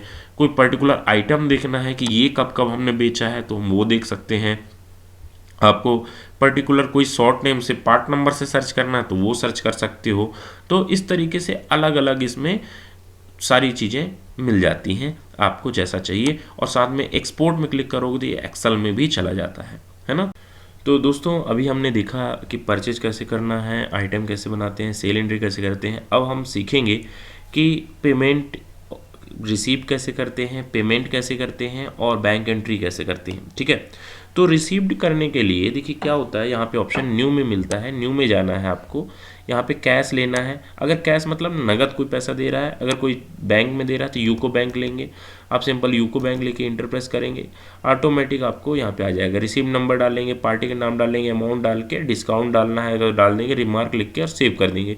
जैसे आप करोगे तो इस तरह नीचे आ जाएगा। यहाँ पे हम टिक करेंगे अगर हमें इसको प्रिंट करना है और सिंपल प्रिंट में क्लिक करेंगे तो प्रिंट करते ही क्या होगा कि आपको ये स्क्रीन आएगी। यहाँ पे प्रीव्यू में क्लिक करेंगे, जब तक आप इसमें टिक नहीं करोगे तब तक ये नहीं आएगी स्क्रीन, ठीक है, मतलब आपको फॉर्मेट नहीं आएगा। तो इस तरह से देखिए आपका पूरा फॉर्मेट बन के आ जाएगा कि कितना क्या पार्टी का नाम है, टोटल अमाउंट कितना है, चेक नंबर, चेक डेट। अगर बैंक एंट्री करते हो सब डिटेल डालोगे तो ऑटोमेटिक ये सब चीज़ें भर के आ जाएंगी। जो रिमार्क में लिखोगे वो यहाँ पे नरेशन में रिमार्क में लिख के आ जाएगा।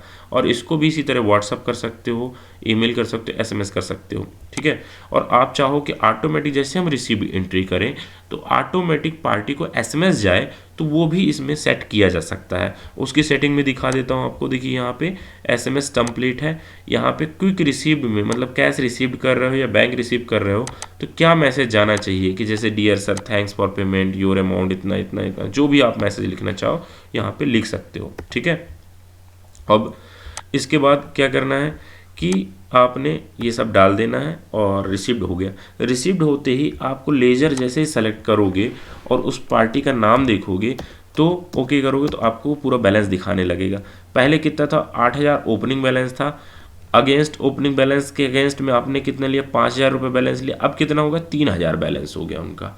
डेबिट दिखा रहा है मतलब हमें लेना है 3000 उनसे, है ना, ठीक है।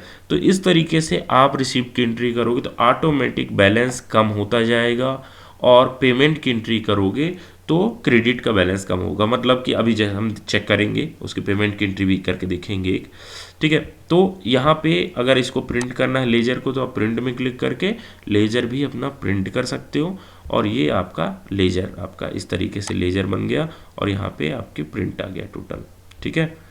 तो इसके भी फॉर्मेट को आप कस्टमाइज़ कर सकते हो कि मतलब आपको चाहिए कि नहीं मुझे इस ऐसा चाहिए या कुछ अलग चाहिए आपको, तो जैसा चाहो आप उसको कर सकते हो, कस्टमाइज़ कर सकते हो। यहाँ पे हमारे पास रिसिप्ट आ गई। मतलब रिसिप्ट क्या होती है, जब हमें कोई पैसा देता है हम उसको रिसिप्ट में एंट्री करते हैं। पेमेंट में क्या करेंगे, जैसे हमारे पास पार्टी है, सप्लायर है, यहाँ पे हमने आउटस्टैंडिंग में जाके देखेंगे।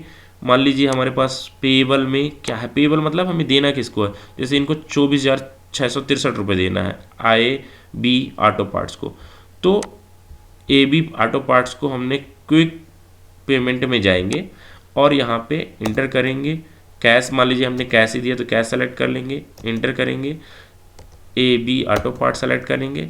अब हमने मान लीजिए इनको दे दिया 4,663 रुपये, है ना। तो हमने वो अमाउंट डाला, एंटर करेंगे। रिमार्क में लिखना है कि बिल नंबर 1 के अगेंस्ट जो भी कुछ लिखना चाहो तो हमने डाल, ये एंट्री यहाँ पे आ जाती है। तो यहाँ पे टिक करेंगे और प्रिंट में क्लिक करेंगे। इसी तरह से मतलब अब ये प्रिंट वाउचर क्या है, जैसे आपको किसी ने आपने पेमेंट दिया, तो अगर आप उनको वाउचर भी उनसे साइन कराना चाहते हो कि भैया हमने आपको चेक दिया है या ये पेमेंट दी है, तो उस वाउचर को भी आप साइन करा सकते हो। एक पेमेंट एडवाइस है, मतलब कि आपने पेमेंट दिया, किसी को पे किया, तो यहाँ पे ये डिटेल आ गई, इसकी साइन वाइन करवा लीजिए और उसको अपने फाइल में रख लीजिए, जिससे बाद में आपको कोई ये ना कहे कि भैया आपने पेमेंट नहीं दिया था, ठीक है। तो इस तरीके से सारी पेमेंट की और रिसिप्ट की एंट्री हो जाती हैं। अगर मुझे लेज़र देखना है यही, तो लेज़र में AB ऑटो पार्ट्स मैंने सेलेक्ट किया, ओके किया, और यहाँ पे प्रिंट में जाऊँगा मैं। जैसे ही मैं प्रिंट में जाता हूँ तो देखिए 24,663 रुपये बैलेंस था, ओपनिंग बैलेंस था, 4,663 मिल चुके हैं, है ना, मतलब हमने पे कर चुके हैं। तो अब 2,000 रुपये बैलेंस है, CR दिखा रहा है मतलब बैलेंस है उसका, है ना। तो इस तरीके से ये ऑटोमेटिक सारी चीज़ें आ जाती है। इसको भी आप PDF में एक्सपोर्ट कर सकते हो, मेल, व्हाट्सअप और SMS सब कुछ कर सकते हैं। तो हमने पेमेंट रिसीप्ट ये समझ लिया। अब भाई पेमेंट रिसीप्ट तो है, तो बैंक एंट्री का क्या उपयोग है। बैंक एंट्री का मतलब होता है कि बैंक से जो ट्रांजैक्शन हम करते हैं, बैंक से ट्रांजैक्शन कौन कौन से करते हैं कि भाई हम एक तो चेक डिपॉजिट करते हैं, दूसरा हम क्या करते हैं कि कैश विड्रॉल करते हैं, कैश डिपॉजिट करते हैं, बैंक चार्ज कटता है, या कि बैंक से हम किसी को NEFT ट्रांसफ़र करते हैं कि बैंक में हमारे कोई NEFT आता है। मतलब बैंक से रिलेटेड जो एंट्रियां होती हैं वो हम बैंक में जाके करते हैं, बैंकिंग में जाके करते हैं। तो यहाँ पे हम न्यू में क्लिक करते हैं। यहाँ पे उसका तरीका समझ लेते हैं क्या है। हम अपने बैंक का नाम लेंगे, जिस बैंक में हमें करना है, मान लीजिए SBI में करना है। अब क्या क्या करना है, चेक इशूड, ये अभी हम नहीं करना। ये नीचे के 4 काम के हैं, बहुत काम के होते हैं। एक तो हो गया क्या, ऑनलाइन ट्रांसफ़र। ऑनलाइन ट्रांसफ़र का मतलब कि हमने पैसा किसी को भेजा, फॉर एग्जांपल किसी पार्टी को हमने भेजा 25,000 रुपये ऑनलाइन ट्रांसफ़र किया, तो हम ये ऑनलाइन ट्रांसफ़र सेलेक्ट करेंगे, यहाँ पार्टी का नाम सेलेक्ट करेंगे, है ना, और उनका पैसा डाल के यहाँ पे रिमार्क लिख कर सेव कर देंगे, ठीक है। अगर इसी प्रकार से आपको पैसा आया, मतलब NEFT RTGS रिसीव हुआ, तो ये वाला ऑप्शन सेलेक्ट करेंगे, ठीक है। यहाँ पे सेलेक्ट करेंगे जिस पार्टी का नाम है, जहाँ से मान लीजिए मिला, मुझे मान लीजिए ये अच्छा से मिला तो ये हमने डाल दिया, ठीक है।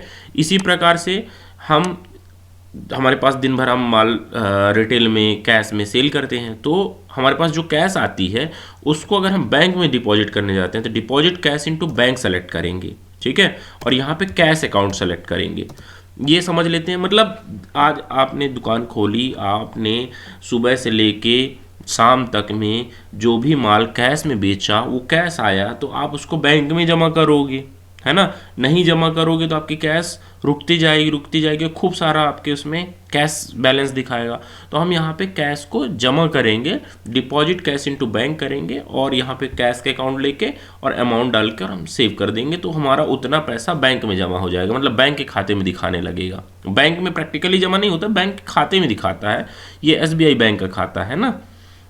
इसी प्रकार से जब आप बैंक से निकालते हो पैसा, मान लीजिए कैश निकाला आपने, तो विड्रॉल करते हो पैसा, चाहे कैश हो चाहे किसी भी प्रकार का आपने कैश एटीएम से निकाला, तो withdrawal cash from bank select करोगे और यहाँ पे भी कैश सेलेक्ट करके अमाउंट डालोगे तो इतना पैसा कम हो जाएगा आपके बैंक से।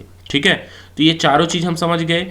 अब ये बैंक एक्सपेंस क्या है? बैंक एक्सपेंस मतलब होता है कि आपके मान लीजिए आपने बैंक मेंटेनेंस चार्ज 400 रुपये 300 रुपये कटता है, कोई कोई बैंक काटता है, तो वो पैसा अगर हम यहाँ पे लेते हैं तो बैंक एक्सपेंस सेलेक्ट करके पहले बैंक का नाम ले लेना है, SBI बैंक, फिर बैंक एक्सपेंस सेलेक्ट कर लिया हमने। यहाँ पे भी हमें बैंक एक्सपेंस ही अकाउंट सेलेक्ट करना है ना, बैंक चार्ज, और यहाँ पे अमाउंट डाल के और सेव कर देंगे तो बैंक चार्ज में वो चला जाएगा और उतना पैसा आपके बैंक से कट जाएगा। मतलब लेजर से, हकीकत में आपके बैंक का तो अकाउंटिंग अलग होती है ना, वो तो बैंक में जाके जब ऑनलाइन लॉगिन करोगे तब होगा, इससे सॉफ्टवेयर से कोई लिंक वगैरह नहीं होती है बैंक की, है ना। यहाँ हम सिर्फ हिसाब किताब रख रहे हैं कि बैंक में हमने क्या जमा किया, बैंक से विड्रॉल क्या लिया, वो भी हमारी मैच रहे, जिससे हम बाद में जब अकाउंटिंग करें या अपने CA को डेटा दें तो वो प्रॉपर सारी चीज़ें मैनेज करके चेक कर सकें। ठीक है, तो हमने बैंक एंट्री समझ ली है, पेमेंट समझ लिया है, रिसीप्ट समझ लिया है। अब हम समझेंगे कि हमें एक्सपेंस की एंट्री कैसे करनी है। तो एक्सपेंस की एंट्री के लिए हम उसको भी यहीं पे क्विक पेमेंट में जाएंगे। यहाँ पे भी हमारे अगर कैश किसी को दे तो कैश सेलेक्ट करना है, बैंक नाम दिया जैसे यूको बैंक से हमने किसी को पैसा दिया तो यूको सेलेक्ट करना है, और यहाँ पे क्या सेलेक्ट करेंगे हम, ऑफिस एक्सपेंस अगर हुआ तो ऑफिस एक्सपेंस ले लिया, ऑफिस रेंट हुआ तो ऑफिस रेंट ले लिया। यहाँ पे अकाउंट बना लेंगे जो जो जिस तरह के हैं, ट्रैवलिंग एक्सपेंस है, टेलीफोन एक्सपेंस है ना, इलेक्ट्रिसिटी एक्सपेंस है, देखिए ये सब बने हुए हैं, जितने भी आपके मैक्सिमम एक्सपेंस है उसमें बने हुए हैं। अगर नहीं है, मान लीजिए मुझे ऑफिस इलेक्ट्रिसिटी एक्सपेंस के नाम से एक बनाना है, तो मैं क्या करूँगा, यहाँ पे प्लस में क्लिक करूँगा और ऑफिस इलेक्ट्रिक बिल, ये मैंने एक अकाउंट बना लिया और इसको हम ग्रुप दे देंगे एक्सपेंस अकाउंट, ये इनडायरेक्ट रहेगा एडमिन, है ना, और इसको सेव कर देंगे। मतलब हम वो क्या बना लिया, ऑफिस इलेक्ट्रिसिटी बिल। तो जब हम इसमें एंट्री करेंगे तो ये हमारा एक्सपेंस के इसमें ऑटोमेटिक एंट्री होता जाएगा और आपके ये क्या काम में आता है भाई, एक्सपेंस एंट्री करोगे तो बाद में बता सकोगे कि हमारे प्रॉफिट से इतना खर्चा हो चुका है, जो आपके नेट बैलेंस प्रॉफिट है उसमें से खर्चा की डिटेल है, और आपके कैश और फंड का भी हिसाब रहेगा कि भाई हमारे पास दिन के आज 10,000 आए थे, 10,000 में से 3,000 रुपये कहाँ खर्च हो गए, तो वो यहाँ एंट्री करेंगे तो हमें पता रहेगा, है ना। इसी प्रकार से किसी को भी पेमेंट देते हो जैसे अपने यहाँ के स्टाफ को, तो उसके भी अकाउंट बना के इसमें एक्सपेंस में एंट्री डाल सकते हो। तो इस तरह से सारी एंट्रियाँ अपने को कर देनी है। तो आपका ये एक्सपेंस, क्विक पेमेंट से ही एक्सपेंस की एंट्री और रिसीव्ड बैंकिंग, ये तीनों चीज़ें हमने सीखा। अब हम समझेंगे कि इस सॉफ्टवेयर में आगे क्या ऑप्शन मिलते हैं। अगर हमें एंट्री में कोटेशन बनाना हो किसी के लिए, तो कोटेशन में जाएंगे, एंट्री में कोटेशन में जाएंगे, एंटर करेंगे। कोटेशन भी जैसे सेल इनवॉइस बनती है वैसे ही बनता है, न्यू में क्लिक करेंगे, यहाँ पे पार्टी का नाम लेंगे, उसी तरह से पार्टी का नाम लेना है, सब डिटेल भरना है ना। बस खाली इसका क्या उपयोग होता है, इसका लेजर नहीं बनता और GST रिपोर्ट में नहीं जाता ये, है ना। तो सिंपल यहाँ पे हमने ले लिया, आइटम का नाम ले लेंगे, इंटर करेंगे डिटेल डाल के और सिंपल सेव करेंगे। अब जब यहाँ से एस्टीमेट बनाओगे तो उसमें इनवॉइस में एस्टीमेट लिख के आएगा, ना कि इनवॉइस लिख के आएगा, एस्टीमेट ऑब्लिक कोटेशन लिख के आएगा फॉर्मेट में आपके, ठीक है। तो इस तरीके से हम बना के इसको सेव कर देंगे और ये आपका कोटेशन रेडी हो गया। इसको भी इसी तरह से PDF में एक्सपोर्ट कर सकते हैं, एक्सेल में एक्सपोर्ट कर सकते हैं, आपका सभी तरह से इसके भी फॉर्मेट अवेलेबल हैं एस्टीमेट के। मैं आपको दिखा देता हूँ, देखिए कोटेशन का एक ये हो गया जो डिफ़ॉल्ट एक फॉर्मेट हमने स्पेयर पार्ट्स के लिए बनाया है ना। इसमें भी सब QR कोड है, यहाँ पे लिख के क्या आ रहा है, कोटेशन लिख के आ रहा है ना। सेकेंड, अगर आपको दूसरा फॉर्मेट चाहिए A4 का तो A4 ले सकते हो, है ना। A4 का कोटेशन फॉर्मेट हो गया। अब कई लोग चाहते हैं कि हमारा ऐसा हो जिसमें कुछ भी न लिख के आए, मतलब एस्टीमेट ऑब्लिक ऑर्डर लिखा है, डिटेल लिखी है, आइटम क्वांटिटी, रेट, अमाउंट सब कुछ लिखा हुआ है, 180 रुपये टोटल, और कोई फर्म की डिटेल नहीं है ना। अगर आपको चाहिए कि नहीं इससे छोटा हो, A5 में हो, आधे में हो, तो आधे के लिए भी ऑप्शन है, देखिए यहाँ पे, है ना। ये आपका A5 हो गया, एक कागज़ में 2 निकाला है तो ये 2 के लिए ऑप्शन हो गया, ठीक है। काफ़ी सारे आइटम आ जाएंगे यहाँ, ट्रांसपोर्ट, LR डिटेल, ये सब चीज़ें आ गई। इसी प्रकार से आपका एस्टीमेट A6 आ गया। तो ये चीज़ें हैं, तो आपका काफ़ी सारी चीज़ें इसमें मैनेज हो जानी हैं। ये एस्टीमेट के सभी तरह के फॉर्मेट अवेलेबल हैं, है ना। अब हम आते हैं, एस्टीमेट देख लिया हमने। इसके अलावा अगर हमें सेल रिटर्न बनाना है तो हम सेल रिटर्न बना सकते हैं यहीं से। आपको परचेज रिटर्न बनाना, परचेज रिटर्न बना सकते हो। परचेज ऑर्डर बनाना हो, जैसे कई बार हम माल मंगाते हैं तो काफ़ी सारा चीज़ रहते हैं, तो बोलते हैं कि आप हमें लिस्ट दे दीजिए क्या क्या चाहिए, तो आप यहीं से परचेज ऑर्डर भी बना सकते हो कि भैया मुझे ये आइटम क्वांटिटी चाहिए, ये मटेरियल चाहिए, तो परचेज ऑर्डर भी दे सकते हो उनको, ठीक है। डेबिट नोट, क्रेडिट नोट क्या होता है? ये डेबिट नोट मतलब जैसे हमें पार्टी से कुछ पैसा लेना है या कि पार्टी से कुछ सामान हमें लेना है तो हम वो डाल सकते हैं। क्रेडिट नोट है, देना है तो वो हम डाल सकते हैं। तो इस तरह से इनकी दोनों की एंट्री हो जाती है। यहाँ पे फाइनेंशियल अकाउंटिंग में आपको जनरल एंट्री, काउंटर एंट्री, ये डेबिट नोट, क्रेडिट नोट, ये सब चीज़ें मिलती हैं, ठीक है। टैक्स वाउचर तो बताया ही हमने कि यहाँ पे आप बिना आइटम के परचेज और सेल की एंट्री कर सकते हो, एक्सपेंस की एंट्री कर सकते हो अकाउंटिंग पर्पज से, ठीक है। साथ ही साथ अब आते हैं रिपोर्ट में। तो रिपोर्ट में आपको देखिए बैलेंस शीट है, प्रॉफिट एंड लॉस है, ट्रेडिंग अकाउंट है, ठीक है, ट्रायल बैलेंस है, आउटस्टैंडिंग एनालिसिस है। आउटस्टैंडिंग एनालिसिस मतलब कि भाई हमने किससे कितना पैसा बैलेंस है। अपसेंट पार्टी लिस्ट मतलब कि कौन कौन सी पार्टियों ने अभी हमारे साथ ट्रांजैक्शन नहीं किया है ना। Bill by bill collection register है, ऑटो कलेक्शन रिपोर्ट है, एजिंग एनालिसिस है। एजिंग एनालिसिस का क्या मतलब हुआ कि 30 दिन से कितने लोगों को पैसा बाकी है, 25 दिन से कितने लोगों को पैसा बाकी है। तो मतलब अपन देख सकते हैं कि किससे कितने दिन का पैसा कितने लोगों का बाकी है, बिल वाइज हम देख सकते हैं, ठीक है। एजिंग एनालिसिस है। साथ में डे बुक है, डे बुक में दिन भर में क्या क्या ट्रांजैक्शन है। लेजर तो है ही, ये लेजर का ऑप्शन है और यहाँ पे भी लेजर का ऑप्शन है, इसका शॉर्टकट वे कंट्रोल है।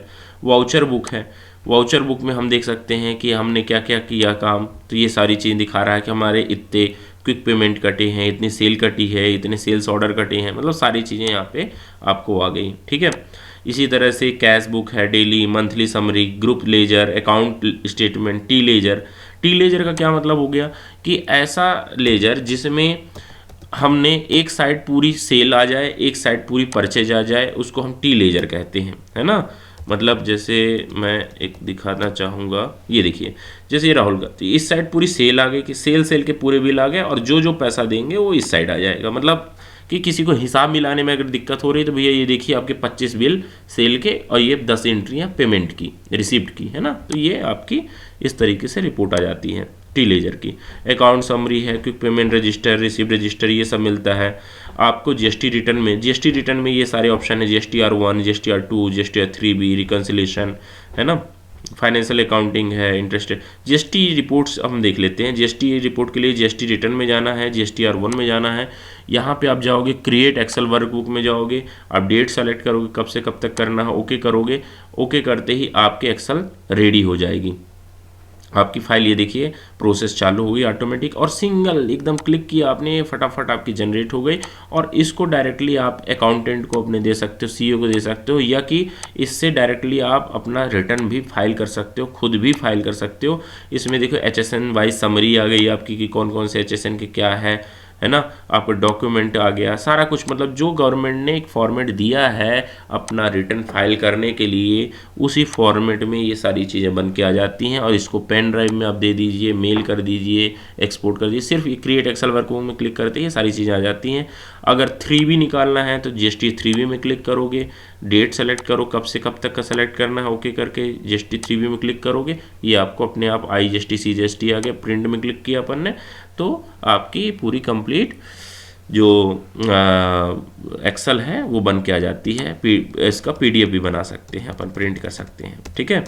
तो इस तरीके से आपका पूरा 3B की रिपोर्ट हो गई, या अपना GSTR1 हो गया, ये भी सारी चीज़ें मिलती हैं। साथ ही साथ इसमें bank reconciliation plus GSTR2 reconciliation, है ना, उसका भी ऑप्शन मिलता है कि आप रिपोर्ट में जाओगे। अब GSTR2 रिकन्सिलेशन का मतलब क्या है कि ऐसे कौन कौन से बिल हैं जो हमने गलत चढ़ा दिए हैं वो मैच करना हो, या कि ऐसे कौन कौन से बिल हैं जो पोर्टल में हैं और हमने नहीं चढ़ाए हैं, या ऐसे कौन से बिल हैं जो हमने चढ़ा लिए हैं पोर्टल में नहीं है। तो ये सारी चीज़ें यहाँ से मैच की जा सकती हैं, चेक की जा सकती हैं, जो कि बहुत ज़रूरी है GST के लिए। तो वो भी ऑप्शन इसमें मिलता है। साथ ही साथ यहाँ पे देखिए आपको सेल रिपोर्ट में पूरी रिपोर्ट्स मिलती हैं, सेल रजिस्टर जितनी भी हमने एंट्री की है उन सब की report, item wise, city wise, company wise, group wise, ledger, party wise, है ना, एरिया वाइज, है ना, ग्रुप सेल समरी, ये सारी चीज़ें मिलती हैं। एजेंट का अगर कुछ सेट करना है, एजेंट कमीशन वगैरह, तो वो भी सेट कर सकते हैं कि भाई किस एजेंट को कितना है। परचेज की पूरी रिपोर्ट है। स्टॉक में आपको स्टॉक रिपोर्ट मिलती है, आइटम वाइज स्टॉक मिलती है, आइटम वाइज स्टॉक रजिस्टर मिलता है। ठीक है। हेल्प में यहाँ पे क्या है कि आप प्रमोशन कर सकते हो कि सारे कस्टमर को एक साथ आप मैसेज, ये पूरे नंबर आ गए, यहाँ पे हमने इनको सेलेक्ट किया, कॉपी किया और एक्सेल में एक्सपोर्ट करके और इन सबको एक साथ हम मैसेज भेज सकते हैं। कुछ भी हैप्पी दशहरा, हैप्पी दीपावली, जो भी आपको भेजना हो, सॉफ्टवेयर के साथ ही ये चीज़ें स्टार्ट प्रमोशन ऑन व्हाट्सअप करेंगे, उनको व्हाट्सअप जाने लगेगा। उसके लिए बस आपको व्हाट्सअप पैक लेना होगा। ठीक है। और इसी प्रकार से आप एसएमएस टेम्पलेट का ऑप्शन है कि हर चीज़ पे आप एसएमएस सेट कर सकते हो कि किस में क्या जाए।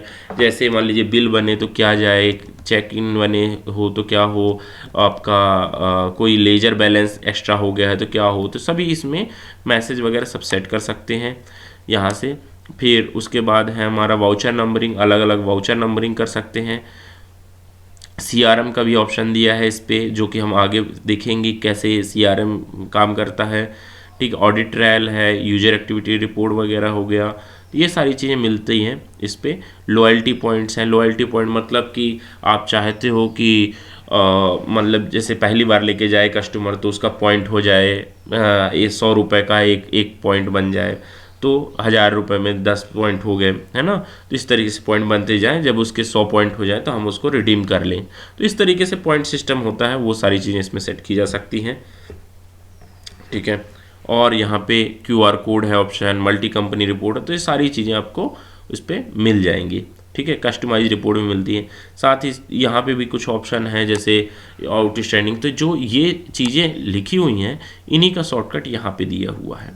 तो ये सारी चीज़ें हो गई। हमारा डेटा कहाँ से चल रहा है, हमारा डेटा चल रहा है यहाँ पे डेटा पाथ दिखाता है, यहाँ से आप कॉपी करोगे डेटा पाथ आ जाएगा। अंदर कुछ सॉफ्टवेयर के अंदर छोटी मोटी सेटिंग करना है तो यहाँ पे सेटिंग का ऑप्शन दिया है, यहाँ पे आप सेटिंग कर सकते हो। ये ए वाला जो ऑप्शन है ये क्या है, आप स्मॉल में एक क्लिक कर दोगे तो आप जो भी टाइप करोगे ऑटोमेटिक वो कैपिटल में ही टाइप होगा, है ना। जैसे मैं यहाँ पे स्मॉल लेटर में भी कुछ टाइप करूँ, है ना, और कैप्स लॉक बंद करके और इंटर करूँगा तो ऑटोमेटिक वो कैपिटल बन जाएगा, हो जाएगा वो। ठीक है। तो इस तरीके से उसको ए कैपिटल है उसको हम बंद चालू करके और वो देख सकते हैं कि हमारा कैपिटल कैसे होगा कैसे नहीं होगा। तो ऑटोमेटिक सॉफ्टवेयर में कोई भी एंट्री करके इंटर करेंगे तो ये देखिए कैपिटल हो गया पहला लेटर, है ना। तो ये चीज़ काम करती है। ए का मतलब ये होता है। यहाँ पे सेटिंग है, सेटिंग में जनरल सेटिंग, डिस्काउंट वगैरह सेट कर सकते हैं। कंपनी वाइज जो डिस्काउंट मैं दिखा रहा था आपको कि वहाँ पे जो हमने आइटम में डाला है, तो कंपनी वाइज, ग्रुप वाइज ये डिस्काउंट सेट कर सकते हैं कि किस कस्टमर के। तो ये देखिए, तो ये हमने ये जो भी डाला, जितने परसेंट भी डाला, वो ऑटोमेटिक उतने परसेंट डिस्काउंट उसका कटता जाएगा। तो यहाँ पे हम सारी चीज़ें डालते जाएंगे, सेट कर देंगे तो उसको उतना परसेंट ही डिस्काउंट कटेगा जिसका जितना है। तो इस तरीके से सॉफ्टवेयर में सारे ऑप्शन आपको मिलते हैं, है ना। आपको ये सॉफ्टवेयर जो है 12,600 रुपये का सॉफ्टवेयर है। आपको जो भी मैक्सिमम डिस्काउंट होगा पॉसिबल होगा वो हम कर देंगे। अगर ये सॉफ्टवेयर पसंद आता है आपको तो हमें कॉल करके आप सॉफ्टवेयर परचेज कर सकते हैं। हमारे द्वारा ऑनलाइन सॉफ्टवेयर इंस्टॉल किया जाएगा, आपको ट्रेनिंग दी जाएगी, आपको सिखाया जाएगा। 1 साल की फ्री सर्विस वैलिडिटी रहती है, मतलब 1 साल में जो भी आपको पूछना हो आप हमसे पूछ सकते हो। 1 साल के बाद आपको सर्विस के लिए हमें कुछ छोटा मोटा अमाउंट चार्ज पे करना होगा, उस पर हम आपको फिर नेक्स्ट ईयर के लिए सर्विस आपको अवेल करा सकते हैं। और इसके साथ साथ ऑटो बैकअप सिस्टम है इस पर। खुद कभी भी सिस्टम फॉर्मेट भी होगा तो आप वापस से रिस्टोर कर सकते हो। प्रॉपर लाइसेंस मिलता है, आपकी कंपनी रजिस्टर्ड होती है, आपको प्रॉपर सारी डिटेल मिलेगी, है ना। और हमारी पूरी टीम के नंबर मिलेंगे, आप कभी भी हमसे कॉल करके हमसे सपोर्ट ले सकते हो। अगर यह सॉफ्टवेयर आपको पसंद आया तो सॉफ्टवेयर खरीदने के लिए हमारे नंबर पे कॉल करिए और इस सॉफ्टवेयर को परचेज करिए और अपने बिजनेस में यूज करिए और अपने दोस्तों को भी यह वीडियो शेयर करिए। चैनल को सब्सक्राइब करिए और हमारे वीडियो देखने के लिए बहुत बहुत धन्यवाद। कमेंट में हमें अपनी क्वेरी ज़रूर बताइए। Thank you.